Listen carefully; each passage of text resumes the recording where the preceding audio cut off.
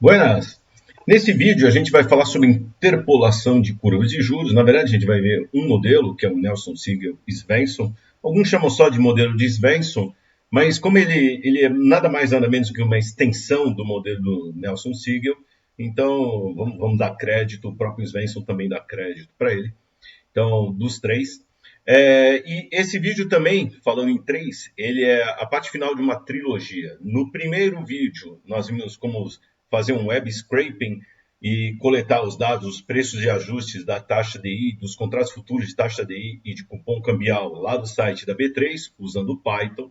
No segundo vídeo, a gente viu como pegando esses preços de ajuste, a gente calcula as taxas DI e do cupom cambial, e aí como são os pontos da curva de juros, só que a gente fecha o vídeo justamente falando, olha, tem um monte de espaço, tem um monte de datas que não estão preenchidas ali nessa curva de juros. E aí, justamente, a gente vê aqui a interpolação das curvas de juros. Então, usando o modelo do Nelson Siegel Svensson, ou somente o modelo de Svensson, que não é um modelo econômico, financeiro, ele é um modelo matemático, alguns chamam até estatístico, mas não tem muita estatística nele, ele é um modelo matemático mesmo, onde a gente vai fazer interpolação, então a gente pega um ponto final inicial em alguns pontos do meio, e ele vai tentar interpolar ou preencher essa curva, ou juntar esses pontos através de uma curva. E aí é legal isso aí porque, por exemplo, se a gente tiver alguma data específica que a gente não tem informação, a gente consegue ter uma estimativa ali. E aí você pode colocar quantas datas quiser, a gente vai ver como fazer isso, tá bom? Então, tem inclusive em R e algumas bibliotecas de Python você consegue encontrar funções que já fazem isso daí. A gente vai fazer na raça no Excel, que não é difícil, mas é só para entender também o que está passando a mecânica dentro do modelo. Tá bom? Então, vamos lá para o Excel. Tá aqui, pessoal, estamos no Excel. Essa aqui é a planilha que a gente usou como base, na verdade, esses dados aqui, nos outros vídeos, tá ok? Então, desde que eu peguei o preço de ajuste, eu apaguei aqui já os preços de ajuste para ficar menos poluído. Aí a segunda planilha, que justamente a gente pega os preços de ajuste e chega nestas taxas aqui. Então, para cada vencimento de contrato, a gente tem as datas e tem as taxas do cupom cambial e taxa DI. Só que aí é o seguinte, olha, como usei como data de referência 6 de abril de 2023, e aí eu peguei, olha, eu quero saber as taxas a cada 6 meses. Então, 6 de outubro de 2023 não tem vencimento. 6 de outubro de 2024 não tem vencimento, tá certo? 6 de abril de 2024, 6 de outubro de 2024. E aí reparem que eu tenho várias datas aqui, onde tem vermelho aqui, inter, quer dizer justamente que isso aí vai ser interpolado. É uma data que eu não tenho. E aí eu tenho os códigos do contrato e as datas de vencimento deles, tá?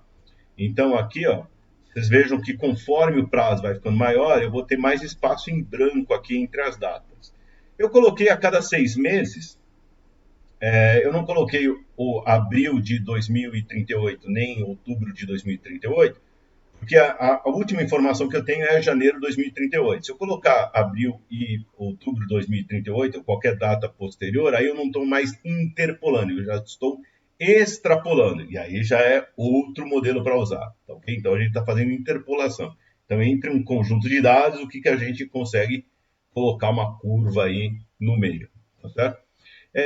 E aqui, então, justamente o que eu falei, olha, eu tenho alguns buracos. Se eu quiser colocar outras datas aqui no meio, calcular, sem problema, posso fazer isso, tá? Algumas coisas aqui, antes de ver o modelo, já adiantando, eu vou calcular o número de dias corridos para cada uma dessas datas que eu tenho aqui. Então, essas datas aqui eu vou pegar justamente aqui, como referência aqui, cada uma dessas datas, menos essa minha data de referência que é 6 de abril, então vou travar aqui, tá certo? E aqui dias úteis, aí eu vou usar a função dia trabalho total, que a gente discutiu no outro vídeo, então a data inicial é essa fixa aqui, ó, 6 de abril. A data final é cada uma dessas datas que eu quero calcular com referência. E aí tem os feriados. E aí eu já baixei aquela famosa planilha de feriados da Ambima. Então entra no Google, lá procura assim Ambima, planilha de feriados, já vem, já tem todos os feriados aqui no mercado financeiro. Marco aqui, F4 para travar e dou Enter. E aí lembrando que eu tenho aqui ó, um F2 para abrir.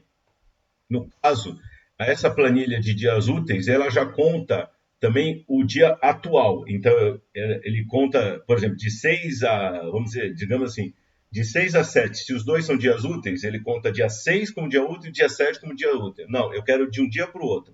Então, tem que subtrair um. Esse é um ajuste que a gente costuma fazer. Na conta dos dias corridos, eu não preciso fazer essa conta. Então, esse ajuste, porque essa conta de subtração já tira, já não conta o dia atual, tá ok? Então, tenho aqui, ó, os dias úteis, e agora eu vou chamar anos corridos. O que é anos corridos? É o seguinte, o pão cambial usa como referência 360 dias no ano. Então, eu vou fazer as contas, como as taxas aqui são anuais, a minha medida de tempo vou usar anos. Só que eu vou usar a quantidade de anos que seja referente ao número de dias, ao padrão de dias que cada uma das taxas usa.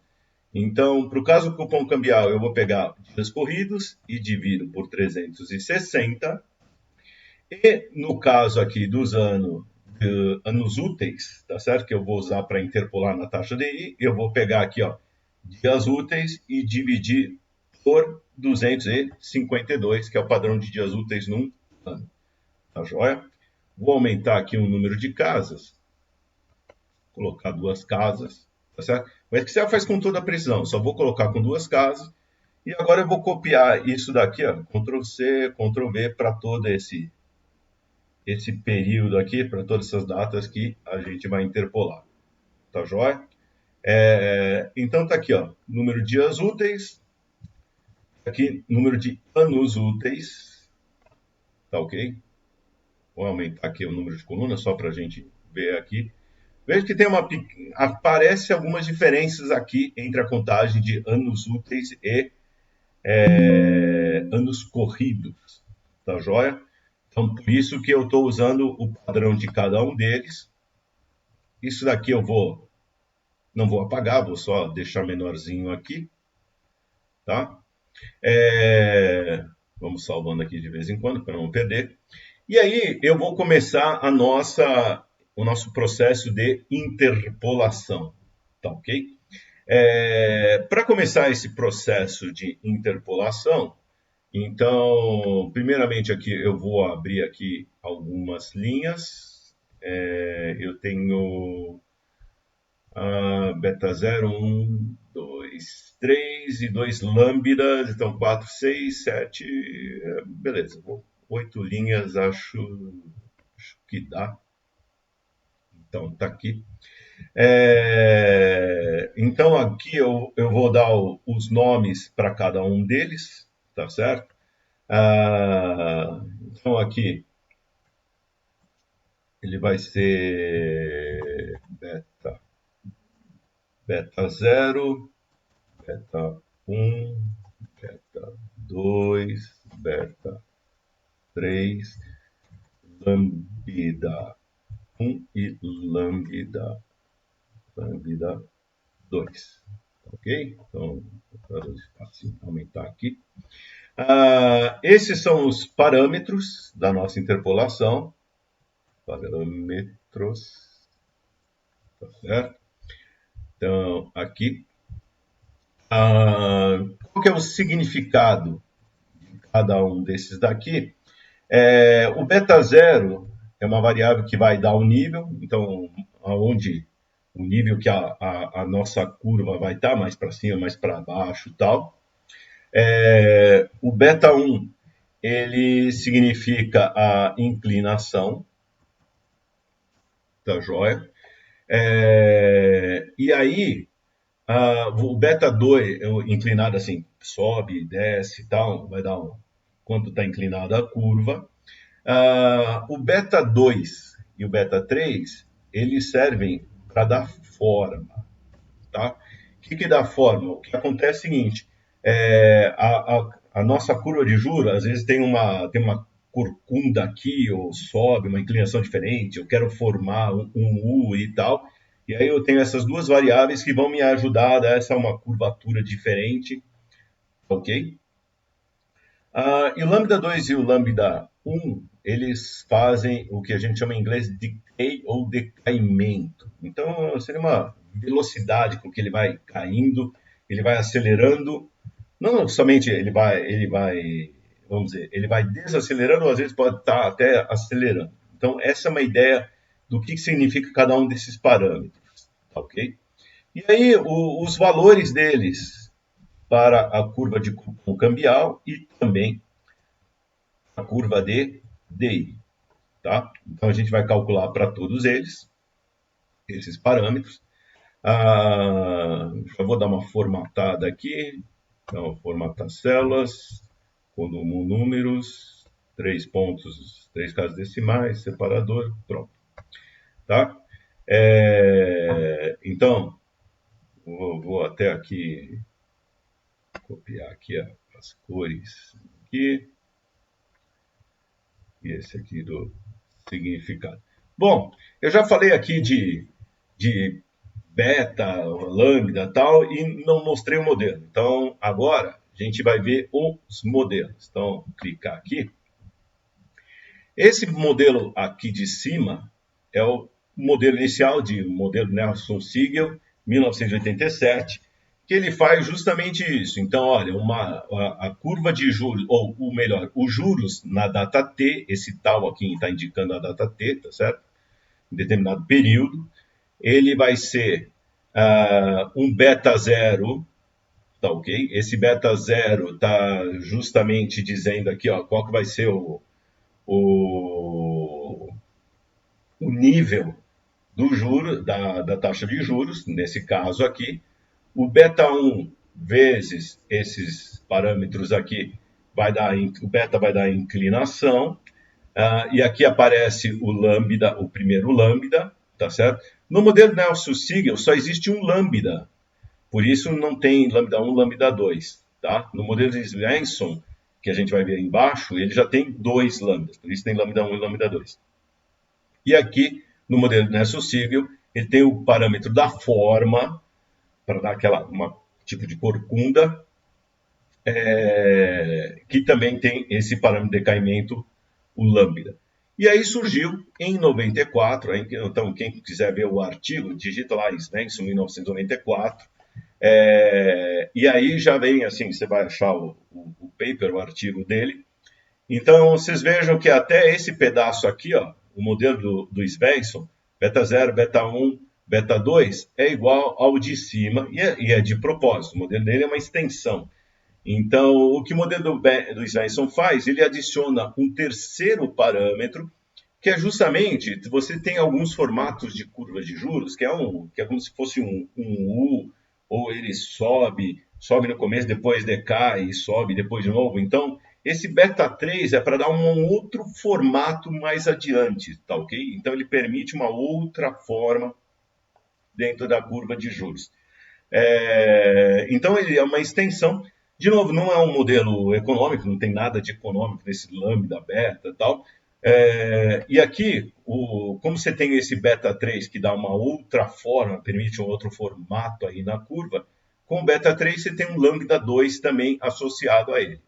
Então, diferente do modelo Nelson Siegel, que só tem o lambda, aqui você tem um segundo lambda aqui. Essa aqui, ó, esse é o modelo do Svensson. Também, de novo, ele é um modelo ele a partir dos dados, ele tenta minimizar os erros dessa curva que ele vai interpolar, tá joia? E aí ele vai achar os modelos beta 0, 1, 2, 3 e os lambdas 1 que minimizam os erros quando você compara as taxas fornecidas por esse modelo com as taxas que são verificadas, que foram que a gente extraiu dos preços de ajuste. Tá legal? Por isso que é um modelo matemático, alguns chamam de modelo estatístico, não é bem estatístico, não tem muita coisa estatística aqui não, isso é um problema de otimização, tá? Mas chamar de estatístico também, ninguém vai ficar bravo aqui com isso, eu pelo menos não vou ficar. Então, eu copiei aqui e vou colocar aqui para a gente fazer a colinha. Então, vou colocar aqui o modelo, ele trouxe, ele deu uma ampliada legal aqui nesse. Então, está aqui o modelo. Agora, o que, que eu vou fazer? Eu vou pegar essa fórmula aqui e eu preciso colocá-la na planilha, tá certo? Só que aí eu vou fazer o seguinte, como eu vou fazer duas interpolações, vou fazer as duas ao mesmo tempo. Para ficar mais fácil, tá? Até para a gente digitar as fórmulas e tal, eu vou dar nome para essas células aqui, tá ok? E aí eu vou chamar de beta 0, beta 1, beta 2, beta 3, assim por diante, lambda 1, lambda 2, assim por diante.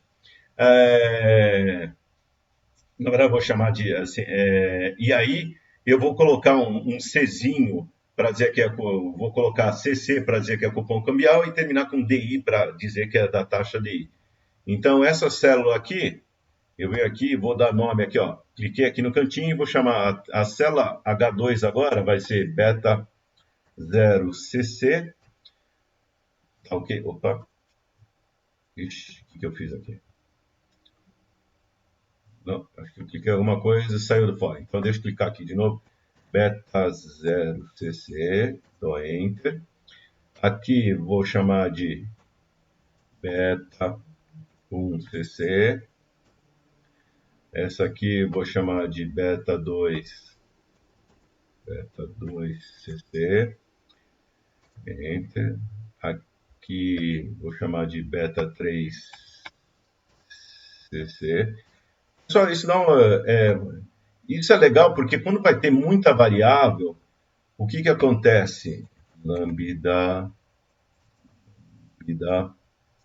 1CC.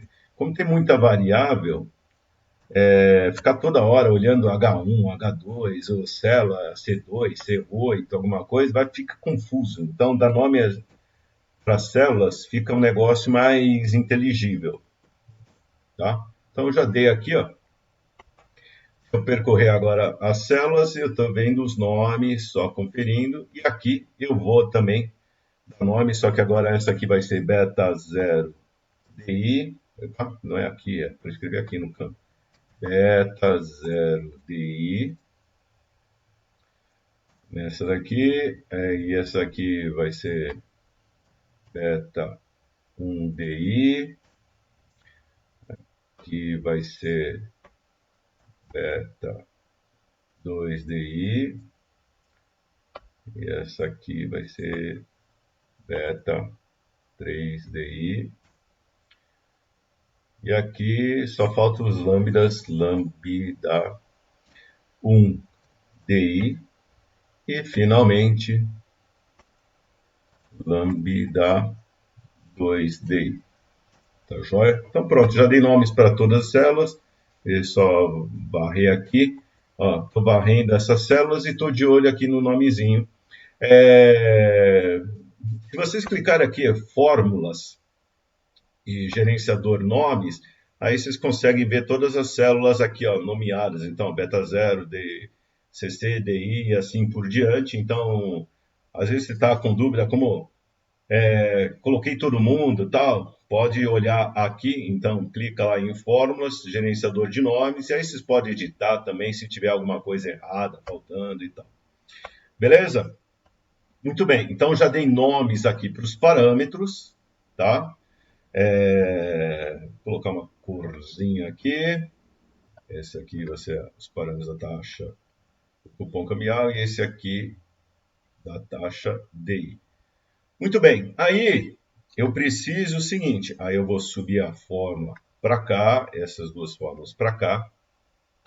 E aí o que eu vou fazer? Eu vou Vou chamar isso aqui de cupom, vou chamar de CC de cupom cambial inter, que é de interpolado, e vou chamar de taxa DI interpolada, tá certo? Depois a gente vai fazer um gráfico com todo mundo aí, por isso que eu estou colocando um do lado do outro, tá?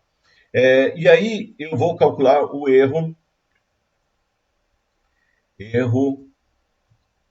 vou colocar o erro quadrado, tá certo? Então, vou colocar um erro 2 do cupom cambial e erro quadrado da taxa de I.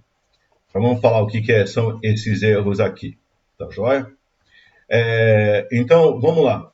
Primeiro, aqui, ó, no modelo, esse Y aqui, tá certo? Ele é o valor que vai ser interpolado, tá joia? Então, o que eu vou fazer aqui? Eu vou fazer o seguinte: eu vou colocar a fórmula, então, o beta zero, então vou escrever aqui, ó, beta zero do cupom cambial, mais beta 1 do cupom cambial, vezes, abro parênteses aqui, e aí vou abrir parênteses de novo, 1 menos o expoente exp menos lambda 1 do cupom cambial, vezes o T, agora esse tal aqui. Esse tal é justamente, ó, número de anos corridos, tá? Isso é uma coisa que vocês têm que tomar cuidado, inclusive. Como eu estou trabalhando com anos corridos, se vocês forem usar esse modelo, você tem que também calcular o número de anos corridos, como a gente fez a continha, tá ok? Se você quiser usar dias corridos ao invés de anos corridos, funciona também, tá? Só tem que lembrar o seguinte: o que você colocar anos corridos ou anos úteis, dias corridos ou dias úteis, é o que você tem que colocar dentro do modelo. Então, já coloquei esse exp aqui, fecha esse e divide, abre parênteses aqui, pelo lambda 1, vezes os anos corridos, tá certo? E aí, fechei, agora já fechei aqui esse pedaço aqui do beta 1.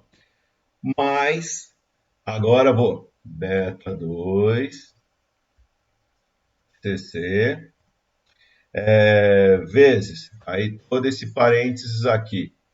Então, todo esse parênteses aqui, então, vou fazer aqui, ó, abre, 1 menos expoente, menos lambda 1cc, vezes esse prazo aqui,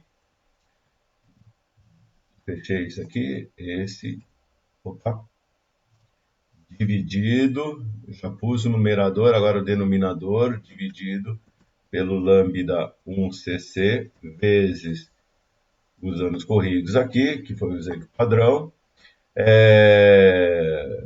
Vou colocar mais um parênteses aqui, ó. Nem precisava, mas só por garantia, fechou aqui, menos esse expoente aqui, então menos expoente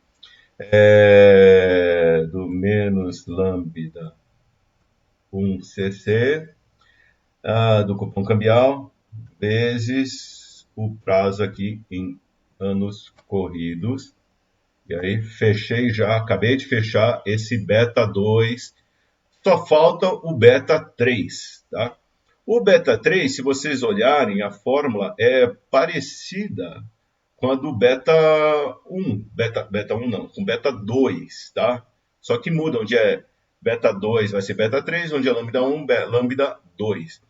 Então eu vou dar uma desperta aqui, vou copiar todo esse pedaço aqui da fórmula e vou colocar aqui, ó. Só que agora eu tenho que mudar, né? Então, onde é beta 2, vou chamar de beta 3, onde é lambda 1, vou chamar para mudar para lambda 2. Então, aqui. Então, e lembrando, ó, que tá esse, então pronto, já fiz agora, copiei todo esse pedaço, já ganhei um tempão. Só onde era beta 2 mudou para beta 3, onde era lambda 1 mudou para lambda 2, tá certo? De novo, esse terceiro pedaço, esse terceiro termo que o Svensson colocou é para dar uma outra forma, possibilidade de outra forma aqui nessa interpolação, tá joia? Então, feito isso daqui, ó, já tenho toda essa fórmula para isso aqui, para o cupom cambial interpolado, tá joia? E agora eu vou copiar e colar aqui do lado e vou pôr para editar essa fórmula. Só que agora, o que vai mudar aqui é o seguinte, aonde é CC eu vou mudar para DI. Então, aqui DI, então DI, estou mudando na raça para não ter erro, e aí já dou uma conferida aqui na fórmula. Opa. E então, onde tem CC, que é de cupom cambial, agora vai mudar para variável DI. Então, vocês veem que, ao invés de inventar um nome maluco, eu terminei os nomes dos parâmetros só mudando lá no finalzinho. Fica mais fácil quando você tem que repetir o trabalho aí. Tá certo? Então, aqui. Agora pode ir olhando aqui, ó, conferindo. Beta 0 DI mais beta 1 DI, lambda 1 DI, lambda 1 DI, beta 2 DI e assim por diante. Tá ok? O beta 3 DI com os lambdas 2 DI, que são essas variáveis. Repara até que ele está aqui atrás da fórmula, ó, marcando essas variáveis. E quando eu copiei, coloquei e deixei tudo do ladinho, ele já está pegando os anos úteis. Também, de novo, ao invés de trabalhar com os anos úteis, eu podia trabalhar com dias úteis, sem problema, tá certo? O modelo vai se ajustar de qualquer forma, tá? Você só precisa saber o que você quer trabalhar, nos úteis, dias úteis, tá? E ser consistente aqui. Muito bem, aí eu já tenho isso daqui. Ah, mas está dando erro. Sim, está dando erro porque eu não coloquei nada nas variáveis. Então agora, esse é o momento que eu apago esses valores. E aqui eu vou colocar valores aqui nessas variáveis. Então, 0,01, coloco qualquer valor aqui, tá? 0,01 aqui, coloco 1 no lambda e 1. Por que 0,01? É uma sugestão que se faz. Zero, às vezes, ele, na hora que vai maximizar ou minimizar e tal, pode dar algum erro. Então, em vez de zero, coloca um número pequeno, 0,01. Não coloca um número muito pequeno, que às vezes ele se complica aí nessa hora de otimizar. Então tá aqui, ó. Coloquei os parâmetros, ok? Eles são iguais? Não, não são iguais. Eles são parecidos porque os prazos aqui são parecidos, tá vendo? Não são iguais. Aumentei o número de casas, só para vocês verem, não são iguais. Mas são parecidos porque o número de anos úteis é parecido nos dois casos, tá? E agora eu vou calcular o erro quadrático. Então, só que aí é o seguinte, eu só posso calcular erro quando eu tiver dados, tá certo? Então, pega aqui, 6 de outubro de 2023, eu não tenho dados, então aí eu não posso calcular erro. Então, o truque que eu vou fazer é o seguinte, se o valor dessa célula aqui, tá certo? For maior do que zero, ou seja, se tem algum número aí, ok? Então, vai fazer o seguinte, aí eu pego o valor desse cupom cambial observado menos o valor do cupom cambial interpolado e elevo ao quadrado. Por que o cupom cambial observado, que a gente extraiu do preço de ajuste, menos o interpolado, é uma medida de erro? Eu elevo ao quadrado por dois motivos. Primeiro, se eu não elevar ao quadrado, o que acontece é que pode dar um erro mais positivo, aí na linha de baixo pode dar um erro negativo. Aí, quando eu somo tudo, eles se anulam e vai dizer que não tem erro, tá certo? Não é isso que eu quero. Eu quero, ó, se não forem iguais, eu quero que você me aponte isso. Então, para garantir que seja um número positivo, eu elevo ao quadrado, que sem qualquer coisa elevado ao quadrado vai dar um número positivo.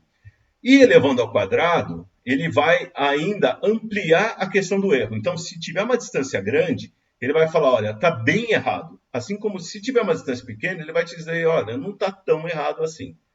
Tá ok? Então, o elevar ao quadrado serve para evitar compensação de erro e serve para também dar um peso maior para aquelas coisas, um peso não somente, assim, mas um alerta maior para aquelas observações que estão muito erradas. Tá bom? Então, eleva o erro ao quadrado. Agora, se for maior que zero, ou seja, se tiver o valor de cupom cambial. Se não tiver nada, eu quero que ele me deixe ali um valor vazio. Então, eu vou abrir e fechar aspas, que é só para dizer que tem um valor vazio aqui. Ok? Então, esse é o erro. Também vou copiar, no caso da interpolação do cupom cambial. E aqui, a mesma coisa, o erro para taxa DI. E vejam que o erro aqui ao quadrado, ó, ficou grande desse DI, porque o quê? 13,65 menos 2,03. Tá? Então, deixa eu copiar essas cores aqui. Então, veja o seguinte, olha, aqui era 2,46 menos 2,03. Veja que o erro ao quadrado foi pequeno. Aqui é 13,65 menos 2,03. Então, veja que o erro ao quadrado já ficou bem maior, já foi muito mais acentuado. É isso que eu quero. Muito bem, agora eu só vou copiar aqui para baixo. Então, copio para tudo isso daqui. Então, copio. A joia. Aqui, ó. E ó, veja que funcionou. Quando tem valores aqui no cupom cambial e aqui na taxa DI, tem valores aqui, ele calcula o erro. Não tem valores aqui, coloca um valor vazio. Beleza? Então, e agora só falta o quê? Vou colocar aqui a soma dos erros quadráticos de cada um deles. Então, agora eu vou somar esses erros aqui. Então, soma esses erros quadráticos, tanto para um quanto para o outro. Já posso copiar e colar isso aqui, ó. A soma, deixa eu subir aqui. Então, esse aqui, ó, a soma dos erros quadráticos da taxa DI. E o que a gente vai querer para cada uma das interpolações é minimizar essa soma dos erros quadráticos para cada um dos casos. Então, vou colocar uma corzinha aqui. E aí, pronto. O trabalho já está quase acabado. Só falta achar o quê? Justamente esses parâmetros. Como que vão ser localizados esses parâmetros? Eu vou fazer o seguinte, vou rodar o solver, que vai modificar esses parâmetros de tal forma que minimize a soma dos erros quadráticos. Tá? Lembrando que o erro quadrático já está considerando o quê? A diferença entre a taxa do cupom cambial aqui observada, que a gente roda os preços de ajuste, em relação à taxa que é interpolada. E a taxa interpolada é interpolada com base nesses parâmetros. Por isso que ele vai mudando o parâmetro, vai mudando a taxa interpolada, até que a diferença entre o cupom observado e o cupom interpolado seja o menor possível. Tá bom? Então, vamos lá. Vou entrar aqui em dados, solver. Então, está aqui o solver. Então, o que eu vou fazer é o seguinte. Eu quero colocar aqui embaixo. Tá? Eu quero que a soma dos erros quadrados, clico aqui, seja mínima possível, alterando o quê? Alterando estas células, estes parâmetros do cupom cambial. Tá ok? Então, eu vou fazer isso para o cupom cambial e depois eu vou fazer para a taxa DI. Clico aqui. Eu vou desclicar esse aqui porque eu vou permitir que, por exemplo, o beta ou lambda tal sejam negativos. Pode ser alguma coisa não linear, então vou deixar esse aqui. E agora é só clicar em resolver Aí ele está trabalhando, procurando lá, fazendo as continhas. E aí, está lá trabalhando, está demorando um pouquinho. Tem muitos dados, então, se você tem muitos dados, no caso aqui, essa otimização costuma demorar um pouco. Se você tiver menos dados para curva, essa otimização vai ser mais rápida, tá joia? Então, não esquentem quanto a isso. Então, olha aqui, ele está otimizando. Aqui embaixo, ele está mostrando que ele está trabalhando. O solver, ele não é a coisa mais rápida do mundo e mais precisa do mundo. A gente já discutiu isso até em outro vídeo. Aqui, ó, ele chegou numa resposta, então, do ok, tá certo? Então, tá aqui. Olha aí, ele achou um beta negativo, um beta positivo, beta 1 positivo, beta 2 negativo e assim por diante. Então, tá aí, já fizemos aqui, ó. E chegou um erro quadrático aqui de 0,02%. E aqui tem os dados aqui que ele interpolou, tá joia? Já vamos colocar tudo, ver o gráfico disso daqui junto. Eu vou fazer só agora, aqui, ó, mesma coisa, clicar no solver, só que agora é o seguinte, eu vou fazer para a taxa DI. Então, vou mudar aqui, ó, o objetivo é essa taxa DI, minimizar também, só que agora eu tenho que mudar as células. Eu quero mudar os parâmetros aqui da taxa DI, o lambda 1 e 2 da taxa DI, o beta 1 e 2, beta 0, 1, 2, 3 e 4 da taxa DI. Então, marquei esses da taxa, não esqueçam de fazer isso, senão vocês vão acabar otimizando a mesma coisa. Aceito valores negativos, a otimização não linear, e ponho aqui, clico aqui para resolver. Aí ele começa a trabalhar, aí vai demorando um pouco, a gente vai batendo papo enquanto isso daqui, até parece que ele está um pouco mais rápido. Como eu estou gravando, tem uma tela aqui, outra lá e tal, o computador já não vai mais tão rápido quanto a gente esperava, mas, opa, chegou mais rápido que na outra, dei OK, então clico aqui, pronto, então já chegou aqui a otimização, opa, aqui os parâmetros, veja que ele já chegou para a taxa DI, ele já chegou em parâmetros diferentes, tá certo? Então, o beta 0 para o cambial era negativo, o beta 0 para a taxa DI positivo, o beta 2 também ó, viu inversão aqui. Então, não é porque você teve um modelo, uma interpolação para um lado para o outro, que vai funcionar. É o seguinte, esses parâmetros aqui, agora é o seguinte, se vocês pegarem esses parâmetros, você podem substituir nesse modelo aqui do Svensson e aí substituir só o prazo e aí só olhar assim que é anos corridos ou anos úteis, dependendo se é cupom cambial ou taxa DI. Vocês podem substituir o prazo que vocês quiserem. Vocês pegam os betas aqui, os lambdas que a gente achou, substituem algum prazo que você quer dentro dos prazos que a gente tem ali e ele vai te dar uma interpolação. Então, ó, já tenho aqui uma fórmula para esse cálculo. É o que está fazendo aqui. Então, inclusive, vocês podem mudar alguma data aqui e tal. Ele já calcula as coisas e já te dá novas datas aqui. E agora, o que eu vou fazer? Justamente, vou agora ver o gráfico com todo mundo aqui. Então, na verdade, sim, já resolvemos aqui. Tá? Então, já temos o modelo do Nelson Siegel e Svensson para o cupom cambial para a taxa DI, com os dados e parâmetros que a gente tem. Só para a gente visualizar, vou colocar aqui o gráfico recomendado, tá joia? Marquear todos os dados de dispersão. Então, vou pegar aqui esse gráfico aqui. Então, tá aqui, tiro esse título aqui que para a gente aqui não é tão importante. Vou colocar o gráfico aqui do lado para a gente visualizar. Então tá aqui. Aí a gente pode comparar um gráfico contra o outro. Eu só vou mudar aqui os formatos das células aqui, ó. Esse design aqui desse gráfico. Vou formatar aqui. feito, eu acho que mudei? Não. Então,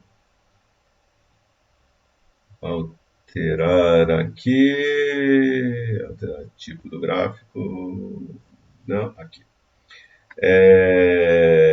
Esse daqui é dispersão, mas eu quero assim como uma linha, tá? Ok, e o DI interpolado eu também quero como uma linha, ok. Então pronto. Então tá aqui, ó, os dois gráficos e aí vocês podem comparar, ó, o interpolado aqui, ó, como essa linha aqui, e o da taxa DI como essa outra linha aqui. Tá joia? Estamos vendo todos da mesma forma. Eu vou apagar aqui o do cupom cambial.